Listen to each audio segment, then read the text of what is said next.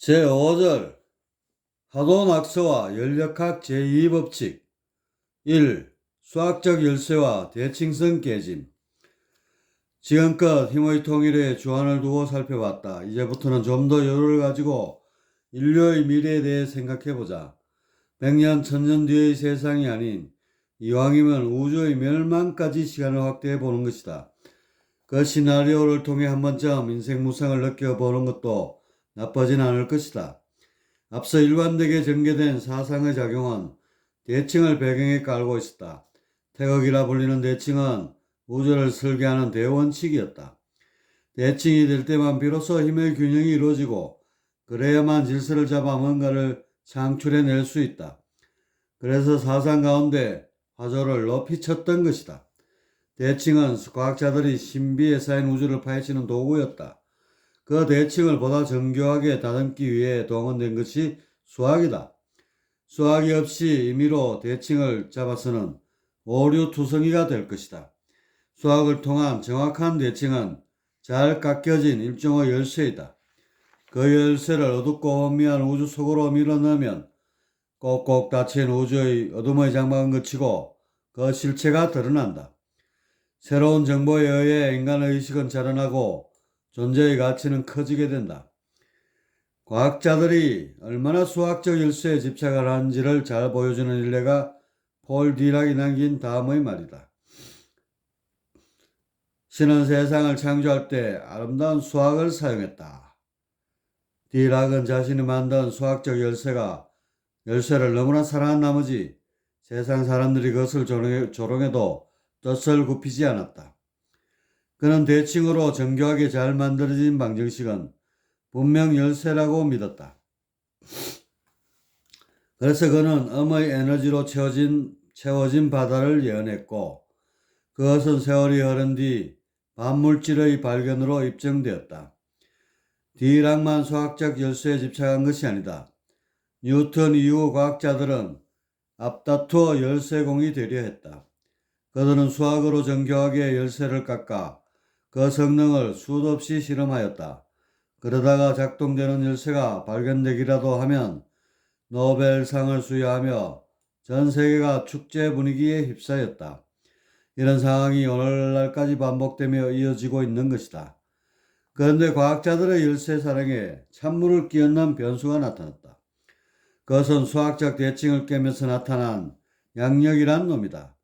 중력이나 전력, 강력이 대칭에 잘 들어맞는 것에 비하면 양력은 삐딱선을 탄다.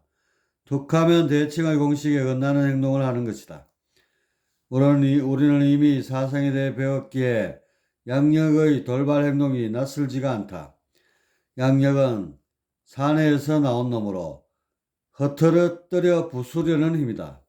부순다는 것은 균형을 무너뜨려 와해시킨다는 것을 말한다. 그렇게 선천적으로 대칭과는 거리가 생길 수밖에 없다. 반면에 강력은 꽉 짜인 힘이다. 일모의 커커도 빠져나가지 못하도록 포용을 단단히 조이고 있고 그렇게 대칭과는 친숙하게 된다. 중력은 고요한 평등의 힘인지라 대칭성이 따라오게 되고 전력은 그 자체로 균형의 힘이므로 말할 필요도 없다. 이런 사상의 근본 메커니즘을 모르는 과학자들에게 양력의 배신은 커다란 충격이었다. 양력의 좌우 대칭성을 끄집어내어 과학계에 찬물을 얹은이는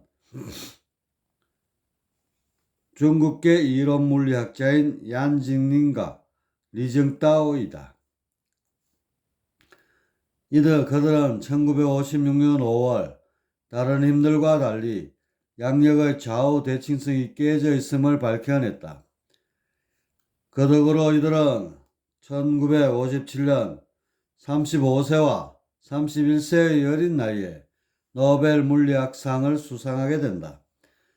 이들의 연구는 대칭을 신봉하는 과학자들을 혼돈으로 몰아넣었다. 지금껏 대칭의 열쇠만을 제작해오던 그들인지라 양력의 좌우 대칭성 깨짐은 놀라움이면서도 실의였다.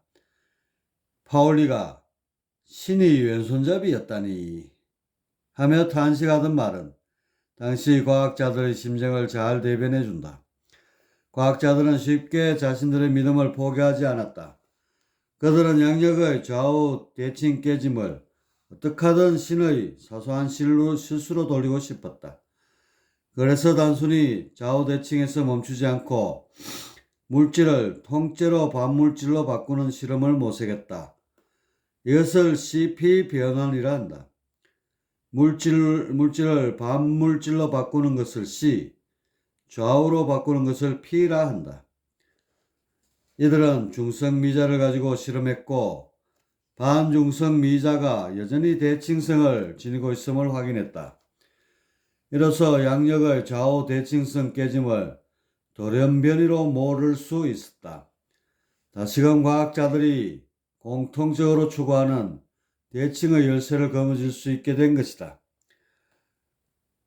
하지만 이런 기쁨이 채 10년도 가지 못했다. 1964년 피치와 크로니는 K온 붕괴 과정을 통해 CP 대칭성이 일부 남아 깨진다는 사실을 입증했다. 그 덕에 이들은 1980년에 노벨 물리학상을 타게 된다. 이 실험은 물질과 반물질의 대칭이 100%가 아니라는 사실을 보여준 것이었어 그 충격이 컸다. CP 대칭성이 깨진 정도가 극미하긴 하지만 100%라는 신념에 금이 갔기에 가히 혁명적인 사건이었다. 과학자들은 대칭 열쇠에 대한 믿음이 흔들릴 수밖에 없었고 더 큰 혼돈 속으로 빠져들었다. 오늘날까지도 왜 우주가 미세하나마 대칭의 원칙을 어기고 있는지를 풀지 못하고 있다. 이 점에 대해 동양 철학은 먼 옛적부터 그 해답을 제시하고 있다. 그것이 바로 하도와 낙스이다. 이 하도와 낙스의 원리. 동양 철학은 익히 알듯이 태극을 모태로 한다. 태극은 절묘한 대칭을 구조로 삼는다. 태극 운동을 세분한 오행이나 육기 또한 대칭에 있어서는 추호의 어긋남도 없다. 음양과 생극의 대칭이 한 몸에서 이루어지면서 숱한 변화를 조장해 나간다. 그런데 이런 태극에 대칭성의 깨짐이 발생한다. 마치 돌연변이처럼 기존 질서를 깨면서 등장한 새로운 힘, 그것이 바로 하도와 낙스이다. 우리는 하도와 낙스를 통해서 왜 우주는 일부나마 대칭을 깨게 됐는지 이해할 수 있다. 먼저 하도를 살펴보자.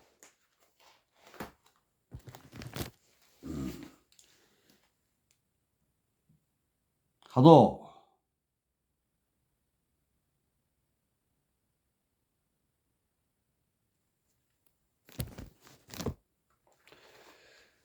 언뜻 보면 이상의 도상은 바둑알을 늘어놓은 것처럼 보일 것이다.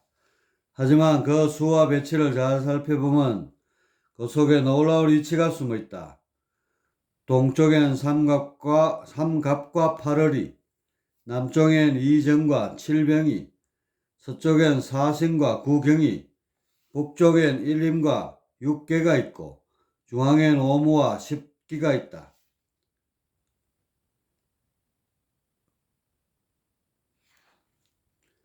기운들이 제 위치를 찾아 고수하는 형국임을 알 수 있다. 시계 방향으로 유유히 돌면서 서로의 기운을 북돋아주는 구조이다. 상생도라고도 한다. 목화, 토, 금, 수, 오행은 내부에서 음양의 대칭을 이루면서 외부에선 목과 금, 수와 화의 대칭을 이룬다. 어떤 변화가 일어나도 이런 하도의 대칭성은 확고하게 지켜지고 있다. 만일 하도의 원리로 세상이 창조됐다면 어땠을까? 과학자들은 양력의 삐딱선이나 CP 대칭성 깨짐 같은 것을 신경 쓰지 않아도 될 것이다. 우주는 어느 것 하나 기울지 않고 똑바로 대칭을 이루면서 안정적으로 변화해 나갈 것이다. 하지만 현실은 하도를 가만히 내버려 두지 않는다. 어느 시점에 균열이 생기게 된다. 그것은 화와 금의 위치가 바뀌면서 비롯한다. 이것을 금화교역이라 하는데 가히 천지개벽에 빗댈 만한 혁명이다. 화의 단계에선 흩어지는 기운을 수렴하여 원운동을 지속하기 위해 금화교역이 불가피하다. 쉽게 말해 살기 위해 화, 금의 자리를 바꾼 것으로 이로 인해 원운동은 완성되고 새로운 창조의 전기를 마련하게 된다. 이렇게 금화교역으로 새롭게 개편된 질서를 낙서라고 한다.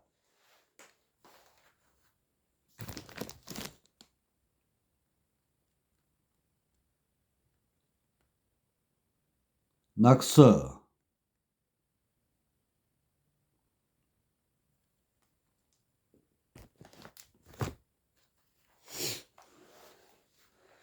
낙서를 보면 화도에 비해 다소 어질러져 있는 모양새다.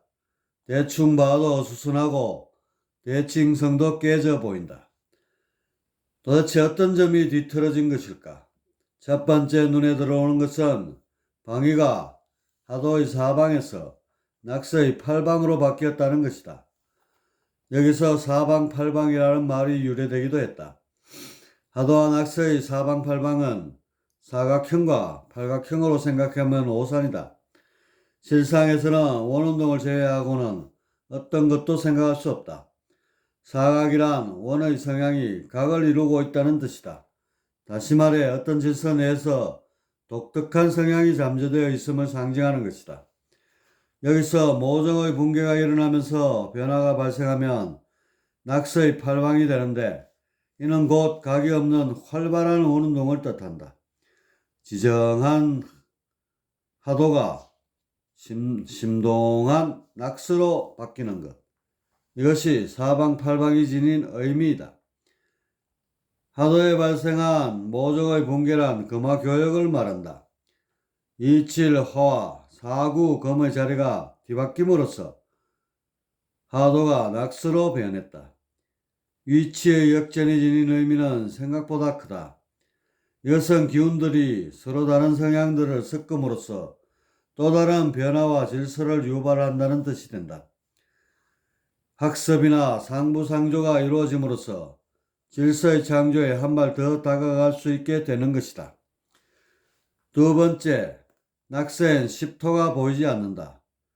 십토가 없어짐으로써 수리의 총합은 45가 된다. 십토가 없이 오토 혼자서 고군분투하고 있는 형국, 이것을 구궁팔풍 운동이라 한다. 중토의 5가 땀을 뻘뻘 흘리며 팔방의 기운을 돌리고 있는 다소 위태로운 형국이다. 만일 십토가 있었더라면 이런 위기는 금세 가라앉게 될 것이다. 그러나 그렇게 되면 다시 기운은 안정되어 하도가 될 것이고 그만큼 변화의 기세는 줄어들 것이다. 낙서의 위태로움은 변화의 불길을 세차게 당기기 위한 어쩔 수 없는 선택이다. 이는 일종의 모험이며 도박이다. 위험을 무릅쓰고 신세계를 향해 돌진하는 탐험가의 기가 물씬 느껴진다. 그러나 낙서의 구조는 심히 불안정하여 결과적으로 실패의 확률이 높다. 대개 저렇게 허덕거리며 기운을 돌리다가 붕괴하여 소멸되기 일쑤이다. 쉽게 돌연변이를 떠올리면 된다. 생명은 끊임없이 돌연변이를 일으켜 새로운 변화를 모색한다. 암세포도 그런 와중에 나온 것이다. 하지만 대부분 현질서의 붕괴로 이어져 참혹한 결과로 끝난다. 그러나 천번 만번의 시도 끝에 돌연변이가 기존 질서보다 진보된 것임이 밝혀진다면 이는 새로운 혁명이 될 것이다. 진화의 불씨가 당겨지는 것이다. 만일 낙서의 위태로움을 꺼려 하도에만 머무른다면 진화는 기대할 수 없다. 흔히 사회에서 접하는 안정이냐 변화냐의 슬로건처럼 하도와 낙서는 서로 다른 방향성을 띠고 있다. 그런데 우주는 그 두 마리 토끼를 모두 취하는 방향으로 설정됐다. 하도와 낙서가 대칭을 이루면서 한 덩어리로 숨을 쉬며 운행하는 것이다. 이것이 태극이 지닌 율려성이다. 세 번째, 낙서의 기운은 총합원 45고 하도의 기운은 총합원 55로 삐딱하게 되어 있다. 만일 이처럼 기운의 편중이 하도로 쏠려 있다면 우주는 결국 안정된 쪽으로 향하게 될 것이다. 안정. 이것은 무질서하게 된 상태를 말한다. 과학에서는 엔트로피라 한다.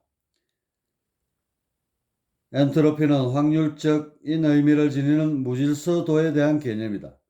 자연계의 물질은 변화 과정상 원래의 상태로 되돌릴 수 없게 된다. 우주의 존재에는 에너지의 총량은 변하지 않지만 그 에너지의 방향은 엔트로피가 증가하는 쪽으로 향하게 된다. 엔트로피가 올라가면 열 평형이 일어나 무질서하게 되는데 이것이 안정된 것이다. 가령 성냥개비를 쌓아 탑을 세웠을 때 이것은 질서이지만 불안한 형국이다. 이 탑이 무너져 무질서하게 되면 비로소 안정된다. 우주 또한 마찬가지이다. 지금 구축된 질서는 언제 무너질지 모르는 불안정한 상태이다. 그러나 무너져서 무질서하게 돼버리면 비로소 안정된다. 안정이란 변화의 기미가 줄어들어 현재의 상태가 지속되는 것을 말한다. 정말 큰일이다. 하도가 낙서를 주도한다는 것은 우주의 종말을 고하는 것이기 때문이다. 과학자들이 열역학 이 법칙을 들어 우주의 종말을 예측하는 것도 같은 맥락이다. 그런데 여기서 과학자들이 아직까지 눈치채지 못한 것이 있다. 그것은 하도와 낙서의 역전 현상이다. 하도가 낙서로 붕괴했듯이 낙서가 다시 하도로 변신하는 것이다. 두 놈이 서로 위치를 교환하며 한 덩어리가 되어 둥글어가는 것. 이것이 바로 창조의 설계도이다. 하도에서 금화 교육이 되어 낙서가 됐다. 낙서는 그 구조상 하도로 돌아갈 수 없다. 무수한 변화를 일으키다가 결국 열평형의 상태가 되어 너저분하게 흩어질 운명이다. 그런데 낙서가 힘이 빠져 붕괴되려 할 때 놀라운 기적이 스물스물 올라온다. 그것은 잠자고 있던 하도의 응집력이 낙서에 배어들어 오는 것이다. 이렇게 되면 낙서의 중앙에 십토가 자리하게 되고 역전된 화와 금은 제자리로 돌아가면서 하도가 된다. 동시에 팽창된 기운은 다시금 수렴되면서 질서의 향연이 펼쳐지게 된다. 왜 낙서 속에서 하도가 피어오른 것인가? 그것은 낙서와 하도는 본래부터 한 몸이었기 때문이다. 이 둘은 떼어낼 수 없는 동전의 양면 같은 것이다. 한 놈이 활동하면 다른 한 놈은 뒤로 물러나 조용히 수면을 취하고 있을 뿐이다. 그러나 적당한 때에 깨어나서 위치를 교환하며 무대에 등장한다. 따라서 낙서의 45수와 하도의 55수는 불균형이라기보다는 이들의 근본 속성을 뜻한다 하겠다. 힘이 수축적으로 기울어지면 하도의 55, 팽창 쪽으로 치우치면 낙서의 45가 된다. 여기서 이들이 주고받는 공은 5% 정도이고 이것이 표면화된 것이 관측 가능한 물질의 세계이다. 우주가 인계 팽창률에 가까운 비율로 출발해서 여태까지도 그 비율을 유지할 수 있는 이유가 바로 하도와 낙서의 근본 원리에 있다. 현재 우리 우주는 하도와 낙서 가운데 어느 쪽이 지배하고 있을까? 그건 낙서이다. 그래서 관측을 하면 우주는 팽창하고 있다. 열역학 제2법칙에 잘 맞아떨어지고 있는 것이다. 하지만 이대로 영원히 낙서의 설계대로 이어지는 것은 아니다. 팽창에 팽창을 거듭하다가 정말로 질서가 붕괴될 것 같으면 하도가 깨어난다. 그러므로써 다시금 수축을 하게 되고 우주는 새로운 국면을 맞이하게 될 것이다. 이 부분에 대해서는 이미 원초 블랙홀 이론을 통해 설명하였다. 물론 어쩌다 하도가 늦게 깨어나는 바람에 낙서의 속도에 브레이크를 걸지 못하는 경우가 있다. 이런 경우는 블랙홀들이 증발하게 되면서 우주는 완전히 열평형 상태가 되어버린다. 하지만 최후를 맞이한 블랙홀들은 새로운 우주의 씨알이 된다. 수천억 개의 블랙홀들이 낙서해서 최후를 맞이할 때 하도에서는 이것들을 응집하기 위한 천문학적인 수축력이 발휘되고 결국 자체 인력을 감당하지 못하고 일시에 터져버리는 힘이 발생한다. 바로 빅뱅이 되어버리는 것이다. 이렇게 되면 우주의 무대는 새로운 시공으로 빨려 들어가고 블랙홀 수만큼 새로운 우주가 탄생하게 될 것이다. 이러한 천지개벽이 수없이 발생해도 연력학 제1법칙은 지켜진다. 하도 55와 낙서 45의 총합 100은 변함이 없다. 에너지가 보존되는 이유는 그것의 속성이 공이기 때문이다.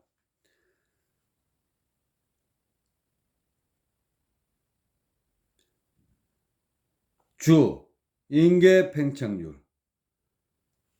수축하는 우주 모형과 팽창하는 우주 모형의 경계를 구분하는 비율로서 빅뱅 1초 후에 우리 우주의 팽창률이 천억분의 1만 더 작았더라도 현재 크기에 이르기 전에 팽창이 역전되어 수축했을 것이다. 중요 용어 해설. 유, 실체가 분명히 존재함. 무가 아니면 성립되는 모든 것. 무, 실체가 없음. 유가 아니면 성립되는 모든 것. 공, 비유, 비무이면서 유시, 무시인 제3의 존재 형태. 실존의 다른 이름. 환유, 유라는 것이 독립적으로 존재할 수 없음을 일컫는 말. 존재, 유력에 의해 생겨나는 모든 것을 총칭함. 유를 포괄하는 개념. 분별, 만물이 단절된 것으로 보는 폐쇄적 시각, 닫힌 관점. 정보, 유력과 무력의 방향성, 환유를 일으키는 설계도.